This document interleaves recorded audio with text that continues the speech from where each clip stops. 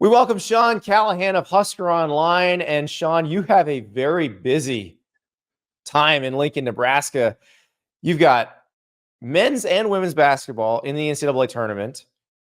There's an AD search going on, and spring practice is about to start. And the reason I wanted to have you on today is Matt Rhule talked, and this is the first time we've heard from Matt Rhule since Trev Alberts, the AD, left for Texas A&M, since both basketball tournament selection committees matched Nebraska and Texas A&M in the first round. It's been a wild week for you guys.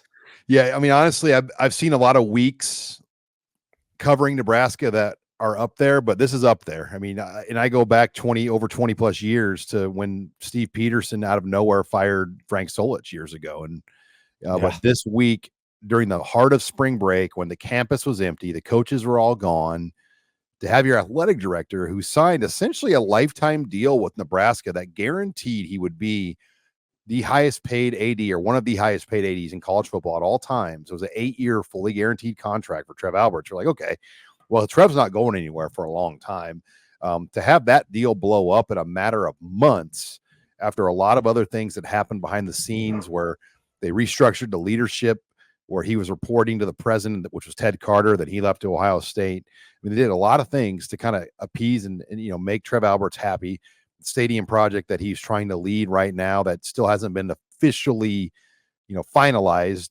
So to have this all blow up, and then Matt Rhule. I mean, Matt Rhule came here for really two people, Ted Carter and Trev Alberts, and now they're both at Ohio State and Texas A&M. So it was an interesting day to have Matt Rhule on Monday kind of be the first true person from the university to field live questions, to speak almost as the leader of the university, that what's going to be next and how they get through this. Well, and that's the thing. I thought he came out, delivered the perfect political message. Like, Matt Rhule's got to win the football games, but he's got the politics part of being the Nebraska coach down, because it is a very political job. I mean, let's be honest, Tom Osborne, the best who ever did it, what did he do afterward? He became a politician. So it feels like Matt Rhule definitely has that capability. And I'll play a clip from Rhule that you were in the room for, and it was interesting because he said a lot of things. He said, my son's starting at Nebraska, my wife is starting a business here. It was a lot of, hey, I realize Trev Alberts left. I realize you probably are thinking, what about the guy who Trev hired, the guy who Ted Carter hired, and now they're both gone. It seemed like he was very, very critically wanted to make sure everybody knew he was still here. Well, it is a tough time losing someone of Trev's, caliber. All I'll say is, I believe he put 15 years in here in athletic administration, and from everything I see in our athletic department, this is a well-run athletic department, and this is a good place. And I know he's allowed me to do the things I think are necessary. So he's left the place better than he's found it. And so I think it's an unbelievable opportunity for us to move forward. And the one thing Trev would always say to me is, and I think he took this really seriously as the Husker that he is, he said to me, I'm only standing in this position as the athletic director at Nebraska. You're only standing in the position you're in because of the decisions that coaches like Tom Osborne and administrators made 20 years ago. To put us in this position where we're financially stable, we're secure, we have elite facilities, we have tremendous commitment. And the onus on Trev, now the next AD, the onus on me and the coaches and leadership here is to make sure that 20 years from now we look back and we say, the people that guarded this place during this time were tremendous stewards of the university. And I think that's really, really important. We can't take a step backwards. We have to take a step forwards. And the thing that I'll say is, we have to be unabashed in our desire to be the best. Like, we cannot worry about optics. We cannot worry about what people say. The way you win in college athletics today is you invest. I love that. I mean, this is pure politician. Like, never waste a crisis. Like, turn it into a fundraising opportunity. That's what Matt Rhule did. Well, and honestly, Trev Alberts was only here 2.5 years as the AD of Nebraska. So yeah. Bill Moose was here a lot longer, and Bill Moose hired a football, basketball, baseball coach and got a football facility built in that time. I mean, Trev Alberts' main things were he hired Matt Rhule, and he's trying to lead this process to get the stadium project done, which is $450 million, but actually probably ending up being more than that when it's all said and done. But you're right. Nebraska is going to be here a lot longer than Matt Rhule. It's going to be a lot longer than Trev Alberts. So they've got to just move forward as a university, and they've got a lot of great things. I mean, they just moved into the new weight room this week, and that new $150 million football facility that was built. It took a little bit longer to finish because of the COVID and some of the other things that kind of slowed it down. But they've got a lot of great things going here, and Matt Rhule understands that. And honestly, he's in a great position now to almost kind of have a big voice in picking his next boss, because Matt Rhule is going to be a key part of this. He's going to at least have an opinion. And you know Matt Rhule well enough to know, Andy, that he'll have a strong opinion on kind of like the right kind of guy that needs to be the next boss at the University of Nebraska. Yeah, and I think there's some people he likes that he's worked with before. Now, like he mentioned Pat Kraft in the press conference. Pat Kraft was his AD at Temple. He's now the AD at Penn State. I don't know that Nebraska go hire Penn State's AD away, but last week I didn't know that Texas A&M could hire Nebraska's AD away. So who knows with this? But you're right. It definitely feels like Matt Rhule is kind of taking ownership here and filling a void. Matt Rhule got asked about why Trev Alberts left, and he said, I don't know. And then he said he was very forthcoming. I think Matt Rhule knows why Trev Alberts left. And I'm curious from your perspective, because I know what I've heard, and that a lot of it had to do with the fact that Ted Carter, the president, who's now the president of Ohio State, call sign Slapshot, former Navy pilot, he leaves. And then the Board of Regents, which is a popularly elected group, that's not normal compared to most states. Most states, the governor appoints those people, so they're usually more aligned. But 7 months in, they don't have anybody. You saw the governor criticize that the other day. How much of that was a reason for Trev Alberts leaving this job? Yeah, and the Board of Regents, you're right. They're elected officials in Nebraska. There's 8 of them. And essentially half of them are Omaha, Lincoln, and the other half are from other parts of the state. And just like Nebraska, there's a lot of differing political opinions and things everywhere else. And I think for this group of 8 people to align on this president hire, and that's really what they're trying to do. The Board of Regents needs to make the next president hire. They're deadlocked 4-4, and this was reported by Henry Cordes in the Omaha World Herald. There's 2 candidates that they want. Jeff Gold, the current chancellor of the Nebraska Medical Center, and then they're looking at another candidate who's from the Nebraska Chamber of Commerce. So they have 2 candidates in mind. Mike Flood, who's a congressman, has been approached. Brian Sloan is the other candidate, by the way, that they were deadlocked on. You hear men. I mean, the ultimate perfect candidate would have been Ben Sass, the senator or the president of your alma mater, Andy. New University of Florida president. He still owns a house in Nebraska. He's from Nebraska. He loves Nebraska. He's a Husker at heart. And that would have been like the home run guy that just the timing probably just didn't work out. But yeah, that's what they've got to figure out. This Board of Regents has to align on this next move. And they could not decide between Sloan and Gold, where they were deadlocked at 4. And that indecisiveness, I think, played a factor in Trev Alberts leaving. And obviously you saw Governor Jim Pillan, who is a former Husker football player himself. Also, he's kind of like a version of John Dutton from Yellowstone. He's a hog farmer, like just kind of a tough guy. And he's not afraid to make his opinions known and on anything. And the governor is heavily involved in this as well. So, and the governor is a former Board of Regent leader as well before he became the governor. So he understands how all this process works too. And it's got to be frustrating for people at Nebraska. And this is something I think that's unique to college sports. It's maybe different from other businesses, because in other businesses, people leave for jobs for varying reasons. And if this is why Trev Alberts left for this job, it makes sense.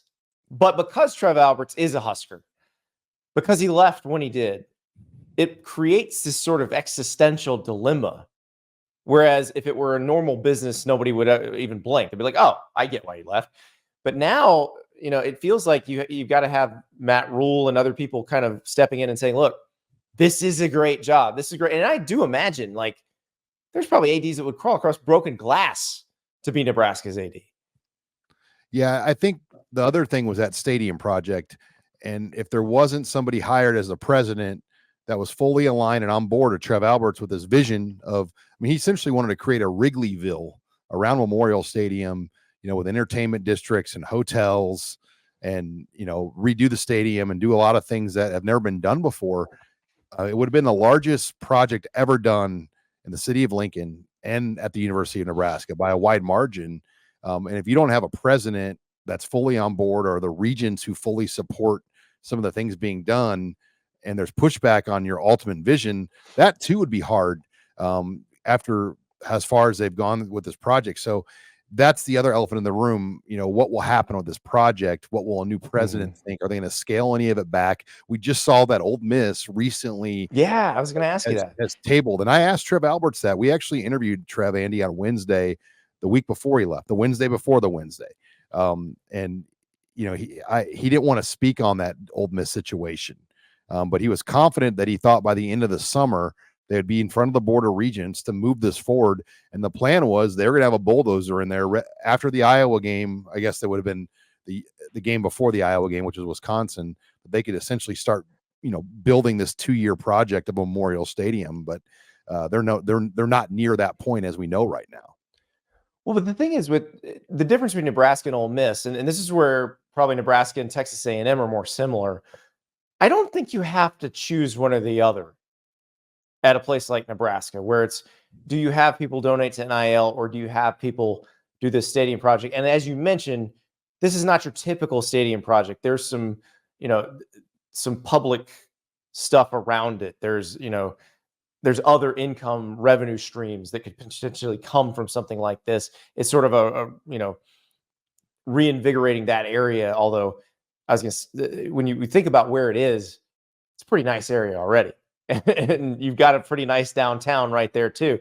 But it makes sense why when Florida State recently did something like this, where they have an area near the stadium that they've with the help of the athletic department kind of reinvigorated.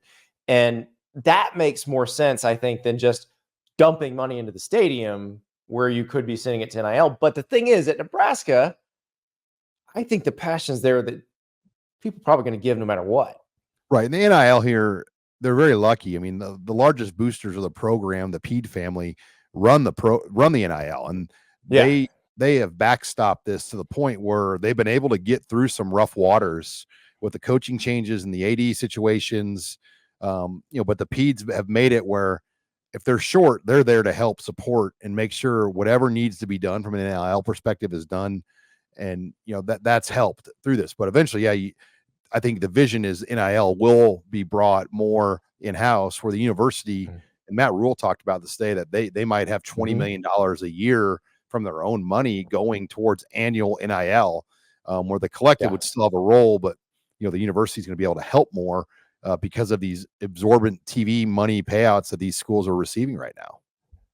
Yeah, and here's Matt Rhule on that, and he actually talked about Trev Alberts kind of telling everybody beforehand and why that's important for whoever comes next. We don't have major problems. We have an unbelievable athletic department. We have an unbelievable opportunity, but we must have vision for the future for 20 years from now. And that's what Trev had. Make no mistake. Trev spent the last year trying to tell everybody, hey guys, revenue sharing's coming. Like, we have to have a plan for revenue sharing when $20 million is probably going to be going to the athletes at some point here. And, I don't know if anyone really listened. I don't know if I really listened. And all of a sudden now those lawsuits are starting to come to fruition. And it's like, oh, what, Trev was right. And so we're going to have to do, think of things differently. And so as he now leaves and as he transitions, that's what has to happen here. We have to have amazing leadership that is saying to themselves, hey, what's the next 20 years going to be like? And how do we make sure that the University of Nebraska athletics is relevant in all of that? I love that. So don't mess this up. And I have a list if you guys want to come to me. I got some folks I know. Oh, there's no doubt Matt Rhule is going to have a big, there is really no true captain of the ship at Nebraska right now. He is the captain of the ship. Like, he is taking the wheel. He's the leader. He's the highest paid guy. And look, when football wins, all boats rise. And he has made a lot of gains this offseason, keeping Tony White in place after Tony White had multiple opportunities for head coach jobs and other things, getting Dylan Raiola, getting a really good group of transfer players in here, and getting most of the key guys to return for that extra 5th or 6th year of school. So they've got a team and they've got a schedule, Andy, where their first 7 games, you could arguably make a case they could be favored in their first 7 games. It's not out of the question when you look at those first 7 games through Indiana that Nebraska could theoretically be favored in all those games. Exactly. And Matt Rhule is working on some best practices stuff, and he talked about that too. And it was interesting to hear who he called last week. We need to return to the days where everybody across the country is coming to the University of Nebraska to see how things are being done. I called Kirby Smart last week and asked him if I could come down and visit Georgia. We sent our performance nutrition people down to see Florida and Alabama. I want people coming here. When Julie was the head dietitian at Temple and she was putting together a training table, she studied Nebraska. And so that to me is the place that we're at. Julie is Matt Rhule's wife, and he's talking about that Nebraska was considered the best, and Nebraska was always considered the cutting edge in terms of performance. They invented strength training for football at Nebraska. Well, there's 3 things that they're known for, and it was all Tom Osborne. They created an academic support program where they actually had counselors and people working with the student athletes and the resources for athletes academically. But the strength and conditioning, they were the first football team anywhere to do that. Where, back in the day, the original powerhouse programs like Michigan and Ohio State, they were coming to Nebraska to study what Boyd Epley was doing in the weight room. And then the training table. They were the first school to have a nutrition program for student athletes where they were, fed the steaks and the healthy foods before anyone is even thinking those things. And that was the genius of Tom Osborne in that era. He was always one step ahead of those things and helped build Nebraska. And you could argue his move to the Big Ten. He was several steps ahead by getting Nebraska to leave the Big 12 to go to the Big Ten. Because if they're not in this position right now, who knows where Nebraska is if they're not a Big Ten member. So Osborne is huge in a lot of these key things that have happened over the years. Yeah, and now Matt Rhule trying to fill that role. Now, the only way he can do that is win games. But like you said, the schedule fits. The defense is going to be good. You mentioned Tony White's back. We haven't talked about Nash Hutmacher yet, but I believe the polar bear will be heavily featured this offseason. And then, of course, Dominic Raiola as well. Yeah, Nash Hutmacher qualified, Andy, for the national tournament in NCAA wrestling. His first year wrestling. He didn't join the team till December, and he made the nationals as a Big Ten qualifier. So unbelievable story with him having to take his weight from about 330 down to 285 to wrestle. And he was able to do that. And I'm sure he'll be back over 300 the minute wrestling's over. But just an unbelievable athlete, leader of this team all across the board. So that's been a great story and a fun story to follow. But they've got a great defensive unit. The receivers they added two difference-making guys from the portal that are going to go a long way. Jamal Banks from Wake Forest and Isaiah Nayor from Wyoming and Texas. I think those 2 guys are going to be big additions. Yeah, and that's the thing is that is the question, is what will the offense look like? Do you think, because Rhule talked about the 2 freshmen obviously being kind of very eager to learn. We have not seen them in a practice yet, but Heinrich Harburg is there, who was the starter at the end of last season. How do you think that competition is going to go through the spring? Yeah, Heinrich Harburg won 5 games last year. So, I mean, he won all their games for me. I believe he started 7 or 8 games. And Dylan Raiola is going to have to beat him out. I mean, he's going to have to prove it in the spring. And, he's got far more arm talent and just natural abilities. But, you know how that goes, Andy. You still got to be able to prove it. And this will be a big spring. And don't sleep on Daniel Callahan either. He was an Elite 11 quarterback they brought in. They have 2 Elite 11 freshman quarterbacks, Dylan Raiola, Daniel Callahan, then last year's starter returning, and Heinrich Harburg. So it's a really good group. Not very deep, though, with just 3 people. and they may or may not go to the portal post spring, but that's a tough sell. How do you convince somebody and basically tell them you got to be good enough, but not quite good enough? And that the pool of available players, you're eventually trying to find like a Tristan Jebby at Ohio State this past year. By the way, Tristan Jebby began his career at Nebraska. Casey Thompson, Oklahoma, a million years ago. Casey Thompson went back to Oklahoma. So that's the kind of guy maybe they could add late. But again, that's a tough deal to like even find the right quarterback. So that's a big storyline. Will they have enough depth at quarterback this year? Yeah, well, and the Kyle McCord situation, because he was looking at Nebraska at the same time Raiola was considering flipping from Georgia to Nebraska, and it seems like the idea of McCord being a bridge year guy was a non-starter, and so McCord winds up at Syracuse, and now you've got maybe one of the freshmen starting in Nebraska. So we'll find out. Yeah, because Raiola, if he wanted that, he could have stayed at Georgia. And he could have waited his 1 year. Yeah, Carson Beck's going to be the starter for another year. Yeah, and I think the opportunity to be the starter in year one was a major factor to get Raiola. If he wanted to be a bridge guy, he could have stayed with Georgia. But he's going to get the NIL opportunity he wants here and be this potential starter in year one, which obviously at Georgia that wasn't going to happen.